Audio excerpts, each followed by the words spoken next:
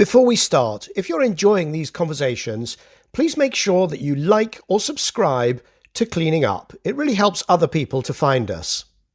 Cleaning Up is brought to you by the Liebreich Foundation and the Gilardini Foundation.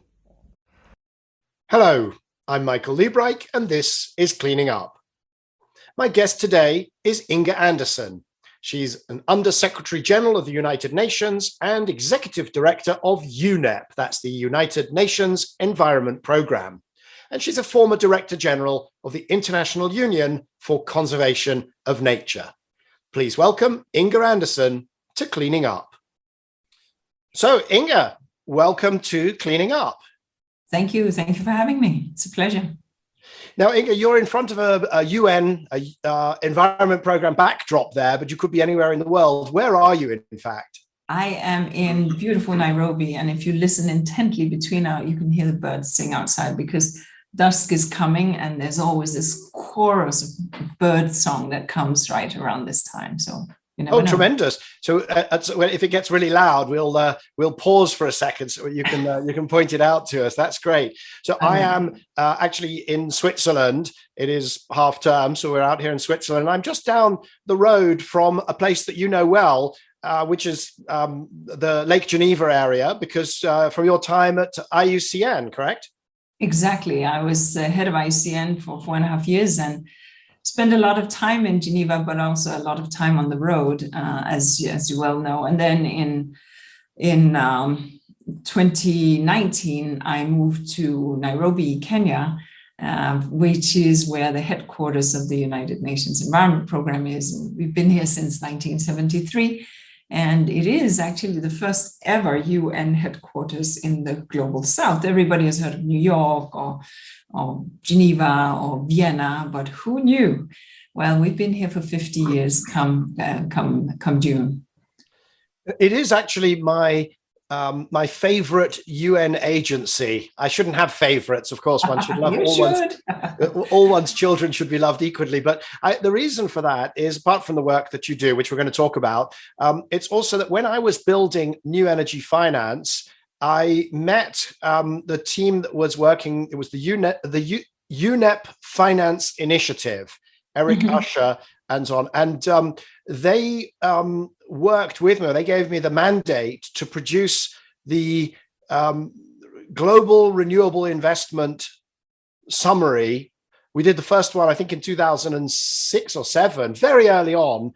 And it's still going today. There's the global overview. It's produced every year, and it's become something of a Bible for how much money is being invested, pardon me, in renewables worldwide and in the global south, of course, as well.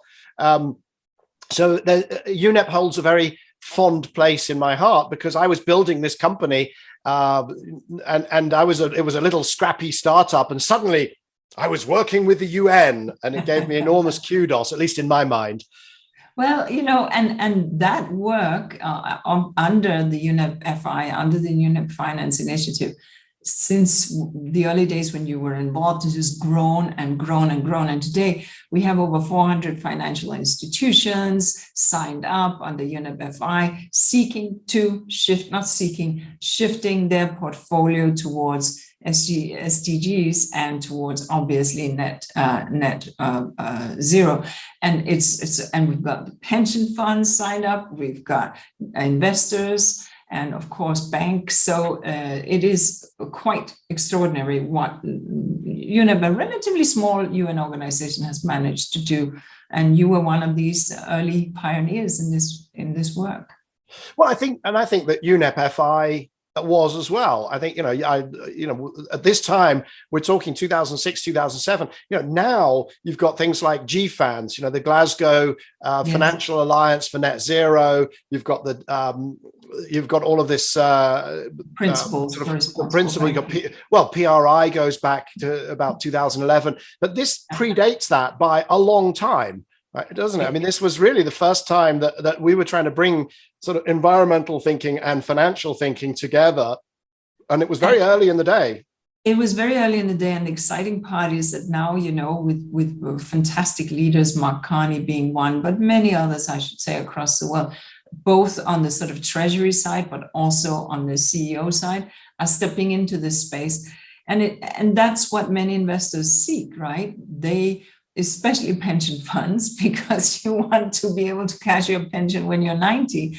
And if you're investing in stranded assets or stranding, it might not be so smart. But also the insurance industry for the same reason.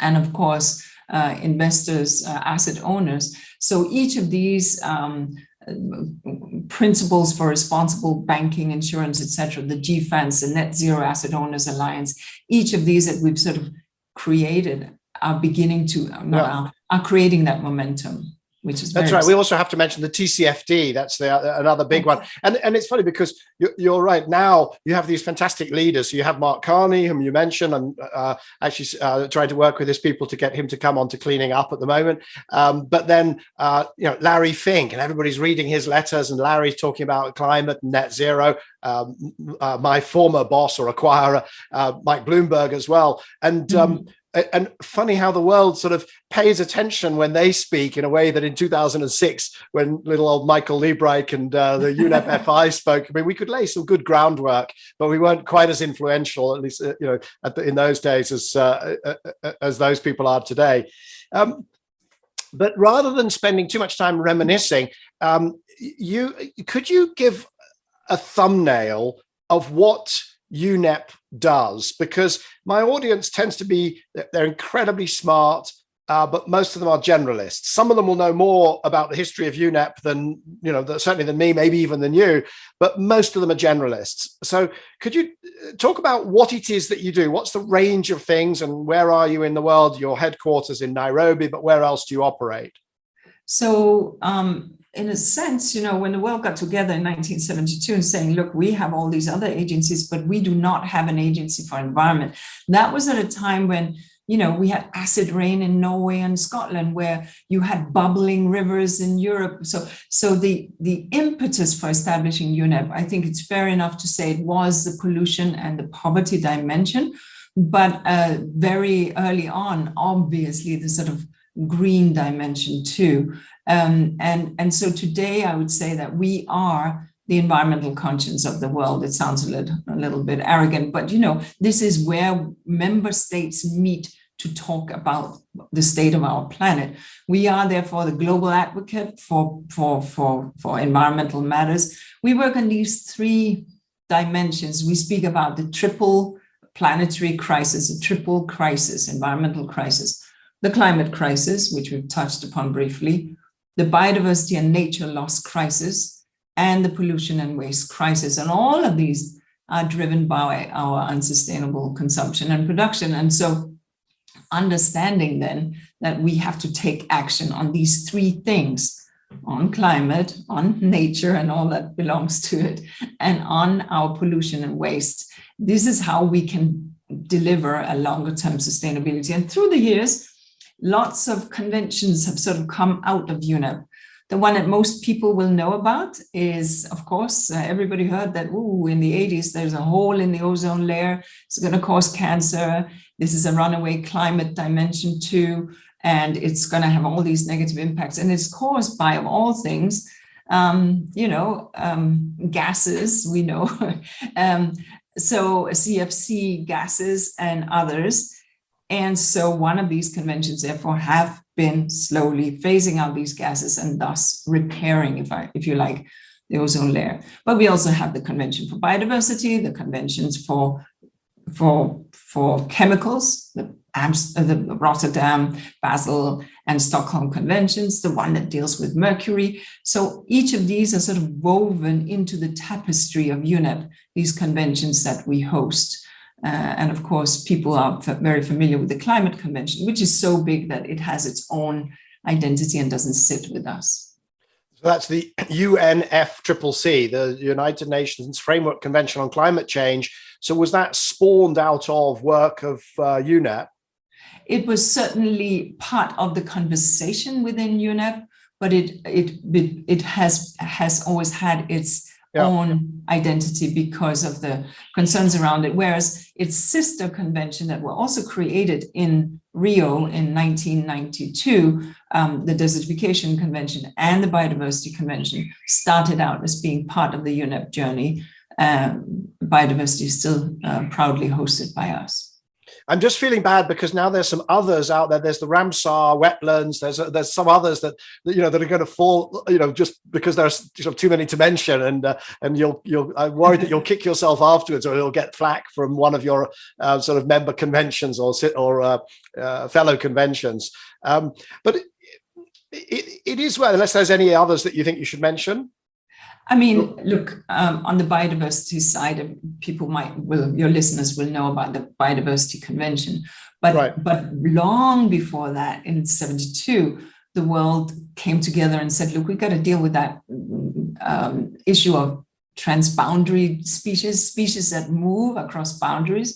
And so there is a convention that deals with migratory species, and also with legal and illegal wildlife trade. The CITES Convention, everybody will know that you can't trade, say, ivory, but there are 92,000 species listed under that convention, which again is hosted by us. Ramsar, by the way, is hosted by my old organization, IUCN, and they're doing brilliant work on wetlands. Okay. Now, I mean, it is worth maybe doing just a very short sort of diversion around the way the UN is structured, because I think lots of our audience won't really know that you have each of these UN agencies is set up by its own treaties. It's not like an organization that can sort of say, all right, we got a problem over here, we're going to create a new division. This is not a corporation, is it? I mean, no, there was a UN resolution back in 1972 that established UNEP, just like other agencies have been established, some prior to the UN, like ILO, the International Labour Organization, established in the 1910s. But others post the United Nations being created. At any rate, we saw a UN resolution 1972 following the Stockholm conference that I referenced. Then the world's member states of the United Nations said, look, we got to deal with this, and we got to deal with it in a multilateral setting. And after some negotiations between India and Kenya, actually, Kenya put up its hand and said, we would like to host, and here we are. So no, it's not like member states have to decide if they want another organization, and once so decided, it rolls out accordingly. Okay, so a couple of takeaways so far. One is that there's a lot of conventions, either you run them or they're sort of sister organizations, but there is a fearsome amount of work going on. The second takeaway is climate, biodiversity and nature, and pollution. And just briefly, how are you set up around the world? How many offices have you got? How many people have you got? How much do you spend? So we have about, latest count, 45 offices. Our headquarters here, a big presence in 5 regional locations in each of the sort of regions of the world, as well as a significant presence in Geneva and Paris. Our total budget, including what we call regular UN budget plus voluntary contribution plus projectized, is around $1 billion, just under a year, and that rolls, and much of that we mobilize on a year-to-year basis. Our core budget is sort of the skeleton staff, and the rest are funded by these additional resources. We have very generous donors who, based on what is called a voluntary indicative contribution, say if we give this much to the UN, we're willing to give a percentage equivalent, a point something equivalent to UNEP. So this is how we live, but we also live by our smarts. We have many partnerships with people who are not part of the UN, but who want to work with us, universities, academic institutions, scientific organizations, etc. Because the blue flag behind me is kind of something that they also would like to get involved in. And obviously we don't pretend to have all the science that we need to do our work. Well, I wanted to get onto the role of science in your work, because there is also a sliver of my audience and a sliver of the public who thinks that all of this is just campaigning. It's a political agenda. Some of them, the crazy end, they go off and they talk about Agenda 21, that we're all somehow supposed to have tattooed on our, somewhere unmentionable, but this is, this is not the case. This is science work in action, is it not? Absolutely. I mean, look, so climate science, we're a proud host of the IPCC, the panel of scientists that comes out with the definitive best knowledge that we can have. And of course, we're also the proud host of IPBES, which is sort of the twin to IPCC that deals with biodiversity and nature-related ecosystem science.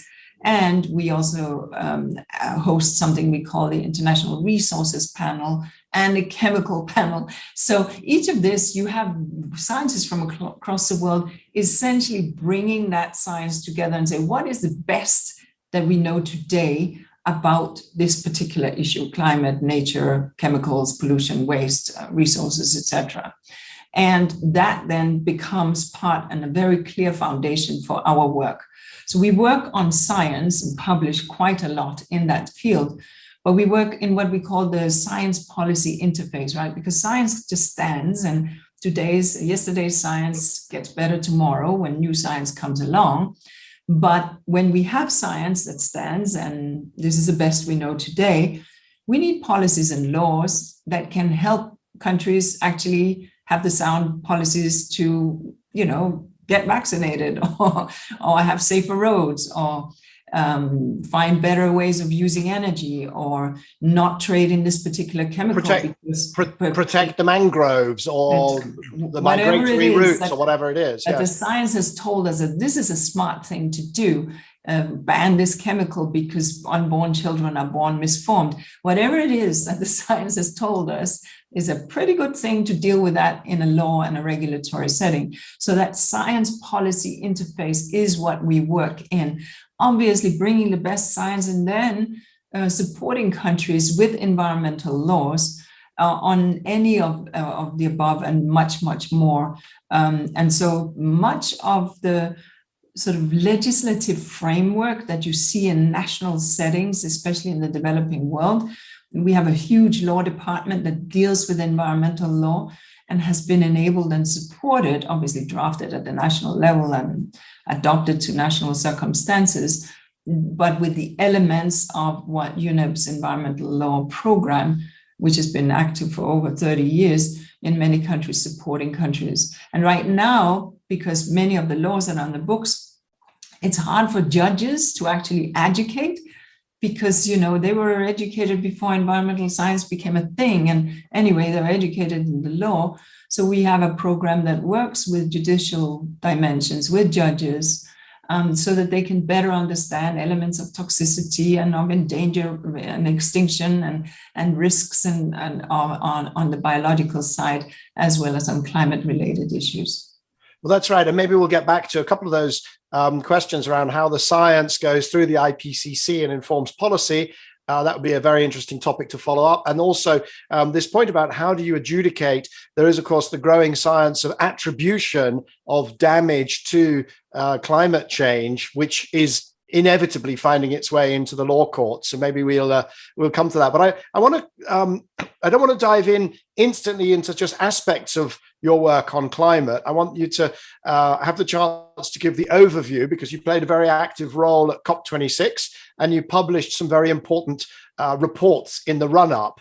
And in a sense, you've been the keeper of the score, right? You've produced these things called the gap reports. There's the emissions gap report. How much are we emitting versus how much we're allowed to? There's the production gap report. How much fossil fuels are countries producing and planning to produce versus how much they ought to? And then, very interestingly, the adaptation gap report. And adaptation hasn't come up on cleaning up very much. And I think it generally sort of tends to be a bit shortchanged in the discussion around climate. So perhaps, talk about your work on climate change, and where do those three reports sit and what did they say? No, exactly. I mean, you mentioned this sort of trilogy of gap reports: emissions, adaptation, and production. And what we try to do in every COP, and frankly, in most part, for it, is to really push. And yes, it is a scorecard, it's a report card. How are we doing, world? We said we were going to do this. What are we actually doing? And so if we start out with the emissions gap report, which, we always release immediately prior or shortly before the COP, and this year we were pleased again to have it released together with the Secretary General. So that said, lots of things, but just that we had so we took the NDCs, these national determined contributions, these promissory notes that countries have put into Glasgow, saying this is what we're going to do. We agreed in Paris, we're going to come back 5 years later with our promises. So these NDCs, we took them and we sort of looked at, okay, if we want to hit 1.5 degree, what should we have done? And what are we promising with these NDCs? And what we could see is that with these NDCs, we had shaven off 7.5 percentage point of our emissions. And if we wanted to hit 1.5, we should have shaven off with the projected futures, of course, 55% reduction. And this is by 2030 or by when? By 2100, right? So we need to have projections by to get by 1 to 1.5. We need to look at and aspire to and deliver a 55% reduction. And so far, what the NDCs...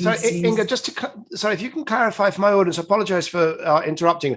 55% reduction, I thought we need to get to net zero. That's 100% reduction. Excuse me, sorry, 2050, of course, 2050. So it's by 2050. It had to be one of the earlier years. I just, thank you for clarifying. So, you're absolutely right. So right. Obviously, let me just restate that. So we must see that the totality of the reductions by 2050 were at 55%, so that we would be put on a trajectory at 1.5 by 2100. So that was the story right. That I should have said. And we then had shaven off at this point in Glasgow 7.5% during the actual COP. Some updated pledges were made, so we landed at an 8%, but it's an immaterial difference that really is negligible. The issue here is then, I can promise on January 1 that I will run a marathon in December, but what do I do between February and December? And this is a conversation that the world needs to have. So if we said we were going to do these things and we are sort of saying, yes, but in 2040, we're going to do even more. But we need to see the action year on year from now on through, and especially in this decade up to 2030, so that we can actually begin to level off. So long story short on the emissions gap report, but it sort of looks at where are we at this moment in time and are we on track? And the answer is no, we are not on track with the NDCs. We can then sort of broaden it out because there are other promises and we can add a few pluses and then we look a little bit better, but it's all academic because actually what we need to see is a phasing out now and a phasing in of renewables now. And that's then when we step into the other report that you mentioned, the production gap report. This report just takes the 15 largest oil, gas and coal producers who are together responsible for 75% of our global fossil fuel production. At the country level, this is the 15 largest countries, so not companies. No, not companies, countries. This is US and Russia and Canada and so on and so forth, Indonesia and China and all those countries, 15 totality that have a total, that produce a total of the 75% of all hydrocarbons, all fossil fuel production. So when we take that and we say, okay, the published plans of these countries, and therefore the companies behind the countries, when we take by country with a whole bunch of companies, what is it then that they are planning to do and how consistent or inconsistent is that with 1.5 degrees? And here, if we wanted to land at 1.5 in 2100, we would have needed to have seen obviously a reduction, but rather what we saw in this report was 240% more coal than what production projected, than what is consistent with 1.5. 57% more oil, 71% more gas than what is consistent. And that, of course, even though we saw a slight decrease in coal, right? It's not enough to get us to where we want to get. So that's sort of what the production gap report says. So what we've got then is the countries are saying, right, we agree with the targets and we promise that in some sort of out years, we will do all sorts of things and we'll hit the targets. But meanwhile, they're planning to increase their, or at least certainly produce too much fossil fuel. Correct. And then presumably some of them are saying, oh, but it's not for us. We'll be exporting it. We will be very virtuous. I'm not looking at Norway, but but there are other countries also, even Canada and others that will say, well, we will ourselves be on track for net zero, but there are others and so we'll be exporting. Is that a fair summary of what you found? It is a fair summary, and that's why, there is a to-do item for those economies. And if we take it into the G20, just the G20, leaving aside other countries, then the G20 is responsible for emissions of about 76% of all global emissions. And then, yes, there are different historical trails of emissions, right?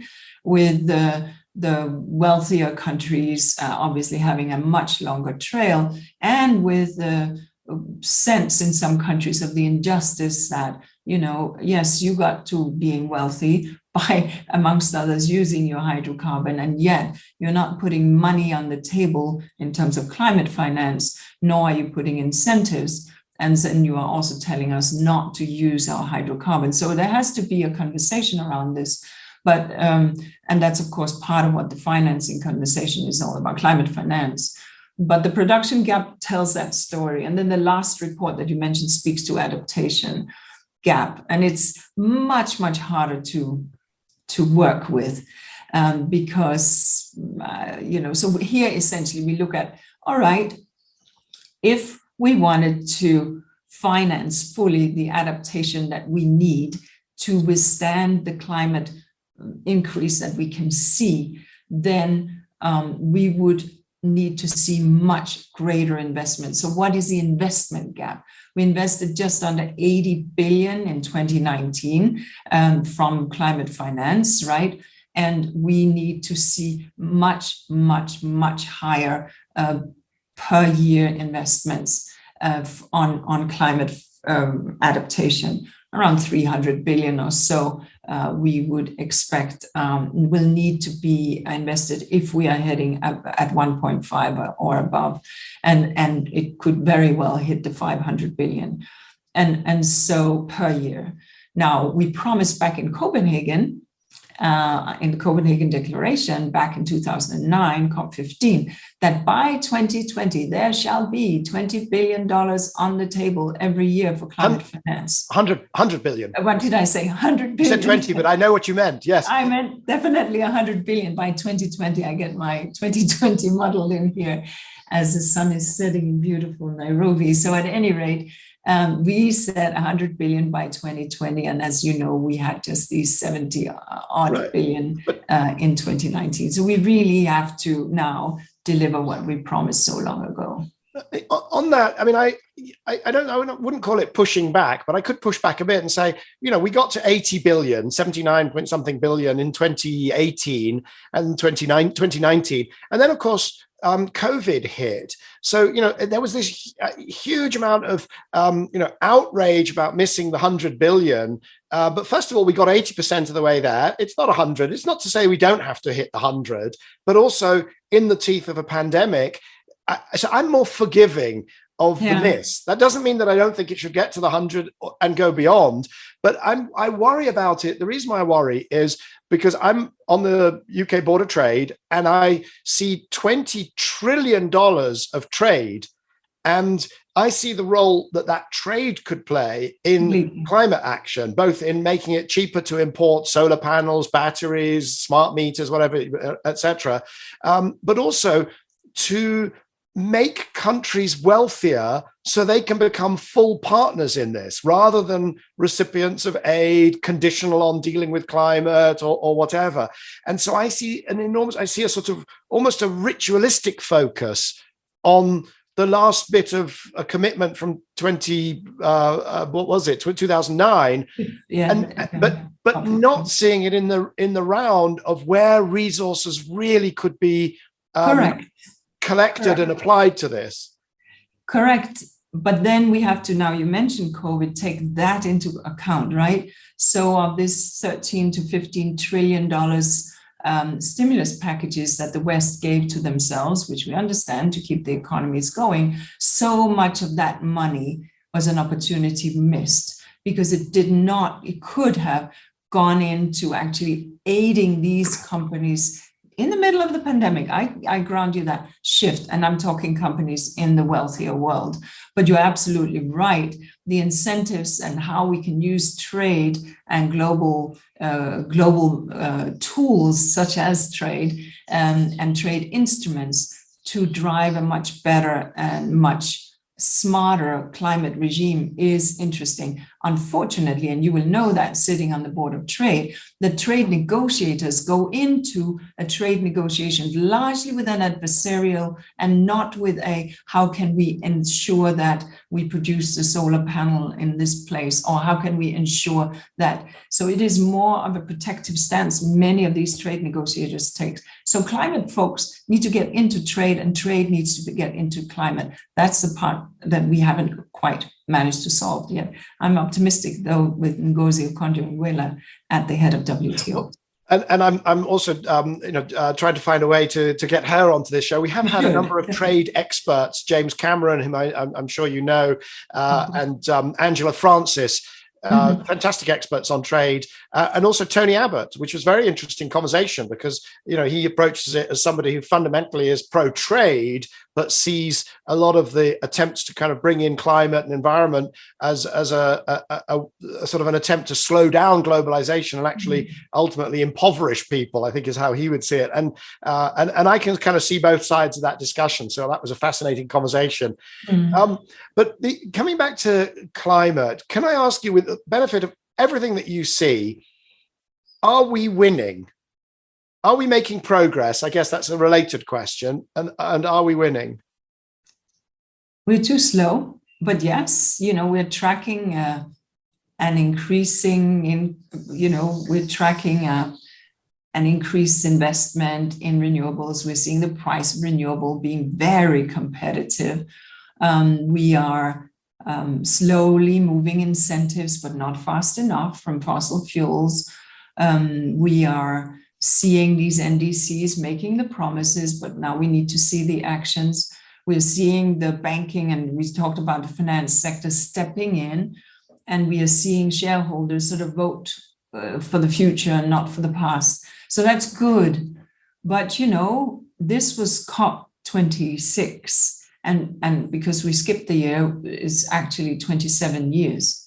I was in early COPs, right, wearing different hats and single-digit COPs, if you like. And in that time, I was one of the voices very opposed to even the adaptation as a sort of thing, right? Because why would we adapt when we knew perfectly well back in the early 90s that we needed to mitigate? So we've let this slip away from us in ways where it has just gone too slow. I realize that that's a way of the world, that, the prevailing interests are those that will often dominate till other prevailing interests sort of overtake them. So yes, we are moving ahead, but this is a minute to midnight, and we have to see real leadership, especially amongst these G20 countries, and especially, of course, amongst the highest emitters and the wealthiest countries, and take climate across. You mentioned trade, but take it into everything. So that we understand that it is an existential issue and not one that we can dilly-dally around anymore. Let me play devil's advocate there, and I could paint a picture that's much more optimistic, because at the end of the day, we are now at or around peak emissions. right? We've got this kind of drumbeat in the media and amongst the activists saying that emissions are just soaring. It's simply not true. The data shows that actually emissions overall have been approximately flat for the last decade, energy, but also from the natural world. But that's not the answer. That's not. That's not net zero, but it's not in the public discourse. And, you know, we've now all glommed onto 1.5 degrees, and 1.5 degrees, you know, would be clearly better from an environmental perspective, but it involves trade-offs. I mean, if we invest in 1.5 degrees, that means surely we build fewer schools, we build less infrastructure. No, I have to disagree with you there. I'm sorry. Because first of all, yes, even if our emissions are not, you know, on a steep increase, this is not like the older emissions have just gone away, right? We need to think about what is the total emissions that we can pump into the atmosphere, and then we will tip across it, right? And we pump about 50 to 55 gigatons of CO2 per year. If we want to stay at 1.5 degrees, we have a carbon budget between 400 to 500 gigatons left.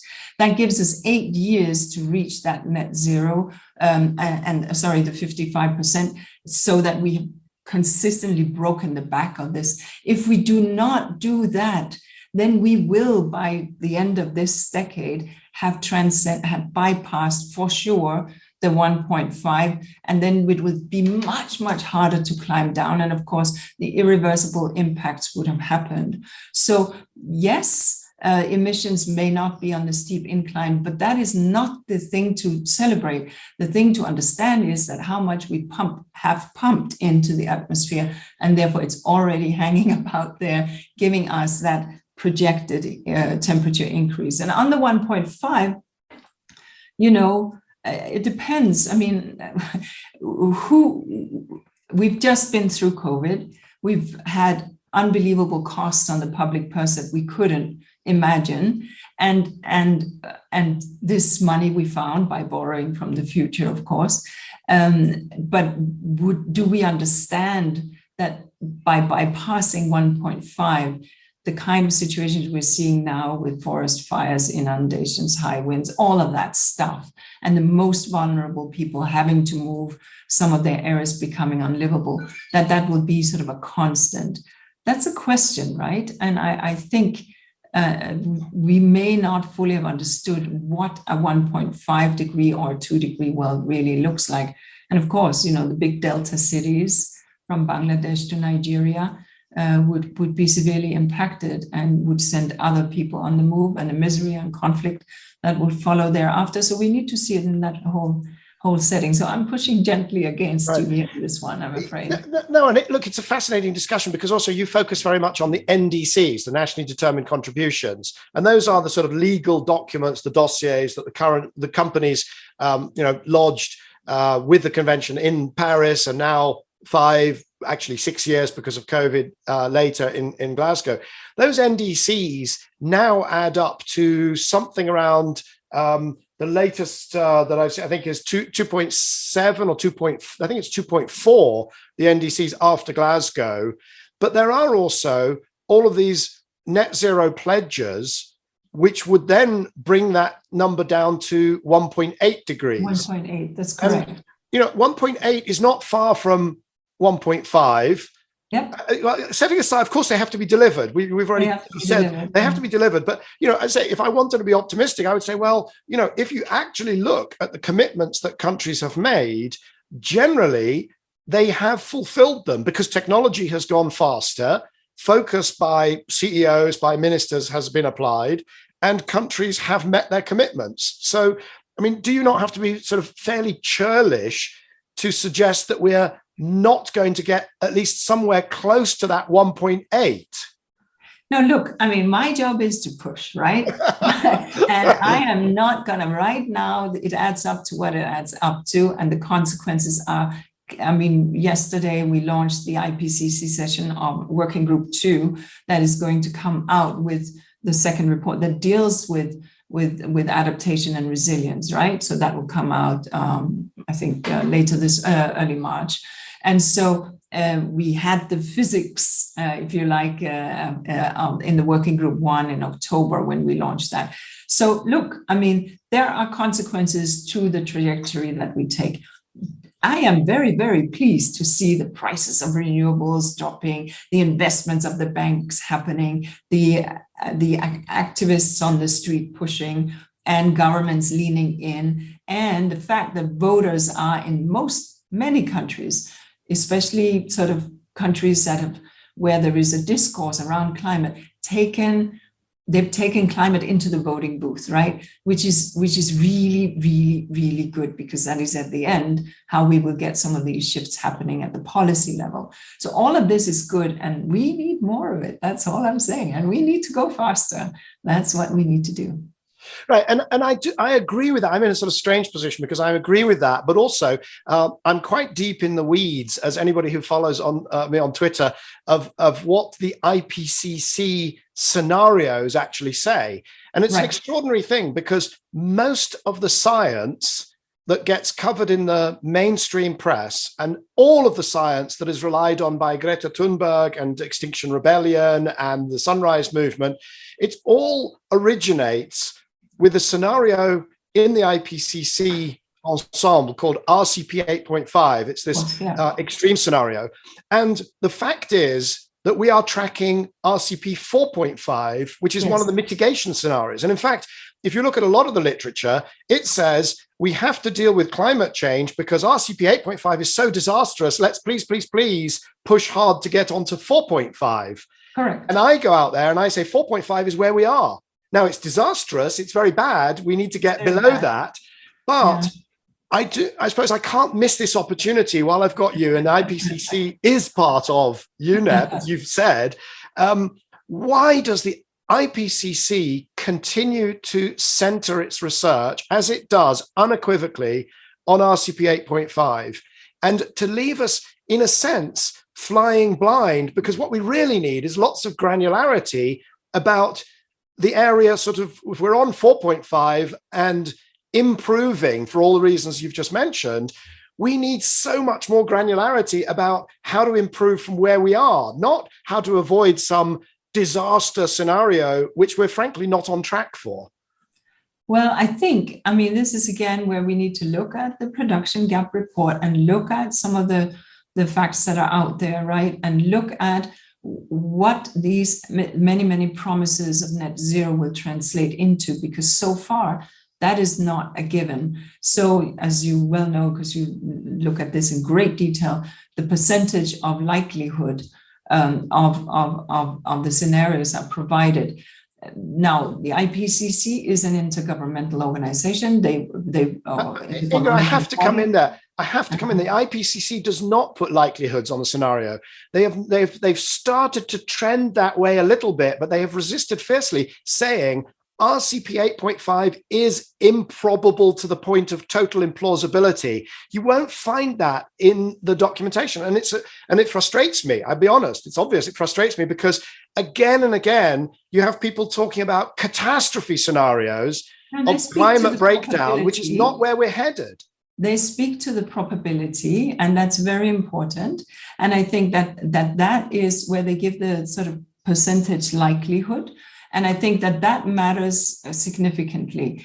I think at this point, IPCC is a conglomeration of 193 member states, the best scientists that can be offered from these member states.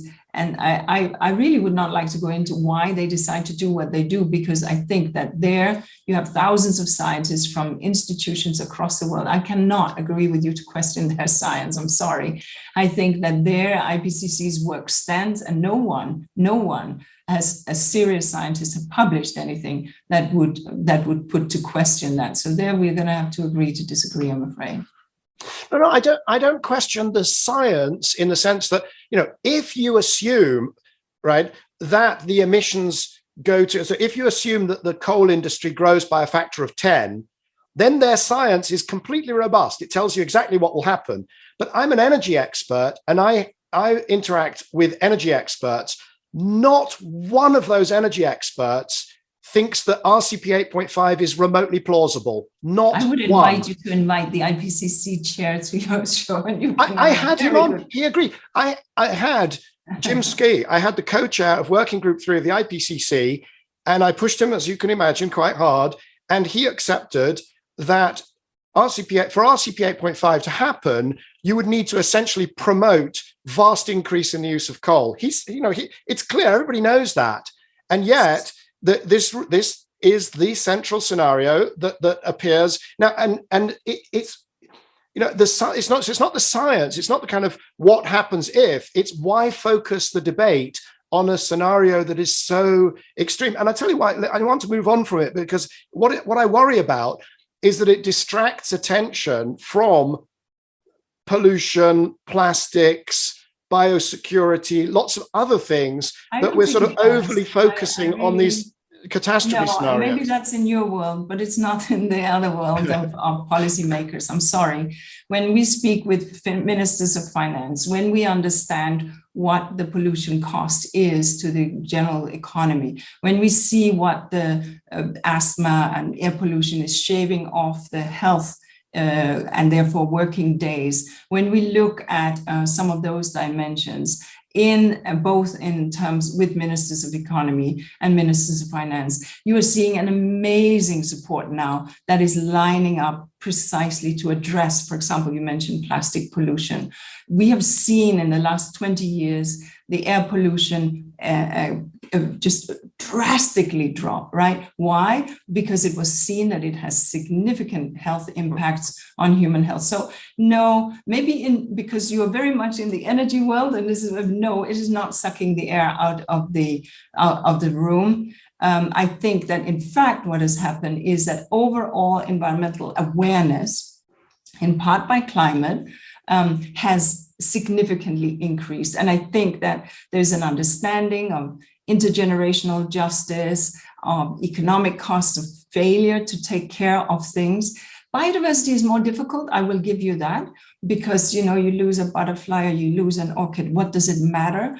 I think it's when you're seeing in these countries where, for example, pollinators have disappeared, insects have disappeared, you have to do mechanical pollination, all of a sudden there's a real cost to that in your agricultural productivity, or where you erase your tropical forests and therefore the rainfall changes or climate is accelerated or soils are eroded, but I will give you that. Ministers, it has taken us longer to get the nature crisis on the agenda, but even there, it's interesting to see that there is an awareness, and every person of my age, in my 60s, will know that, when we were kids and we were driving, there were insects on our screen and now there are none. And yep. I mean, that is within one generation where we have lost this. So I think even there, but no, it's not sucking out the air of the room at all. I would insist on that. And I've seen the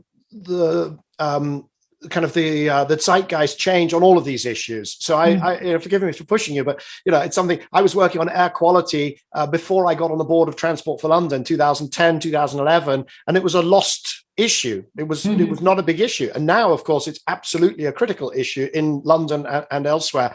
I want to finish, if I might, because I know that you have a hard stop. One of the other very important issues where the weather has changed, the zeitgeist has changed, but probably not far enough, is around gender and inclusion. And I know that that's something that you have worked on, both sort of the topics, so gender and climate, gender and the environment, but also within your own organization. Where do we stand on that? How are we doing?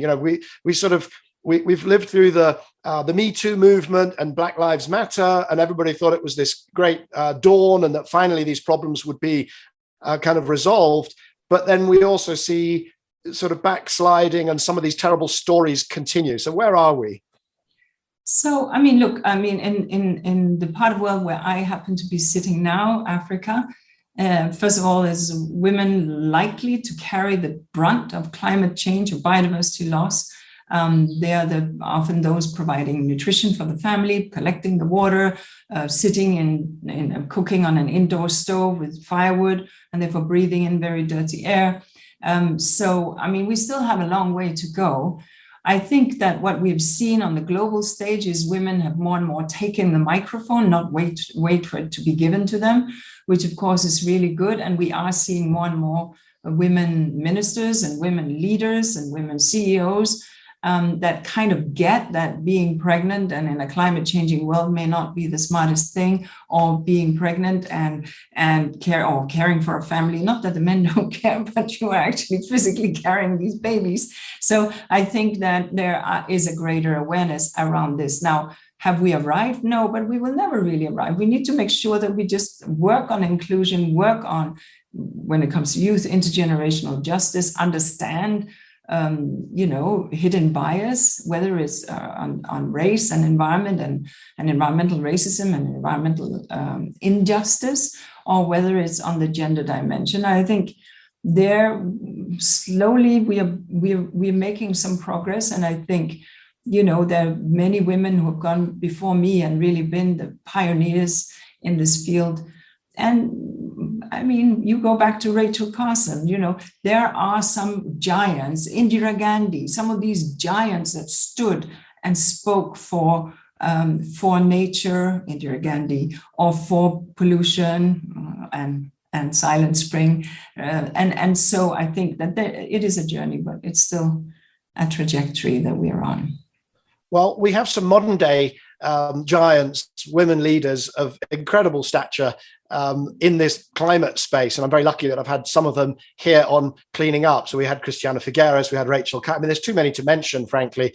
So I won't try and enumerate them all. They're on the website in the episode after episode. We're a club. We know each other very well. Catherine McKenna called it the climate sisterhood, and we had Amber Rudd, we had Claire O'Neill, we've had so many, and it's a real privilege. And without question, you are one of that climate sisterhood, also the biodiversity and the pollution sisterhood. Inga, it's been a huge pleasure. Thank you so much. Thank you so much. Thank you very much. Bye-bye now. So that was Inga Andersen, Executive Director of UNEP, the United Nations Environment Programme. My guest next week is Emily Shuckburgh. She's a climate scientist, a mathematician, and a science communicator. She's also Director of Cambridge University's Climate Change Initiative. Please join me at this time next week for a conversation with Emily Shuckburgh. Cleaning Up is brought to you by the Liebreich Foundation and the Gilardini Foundation.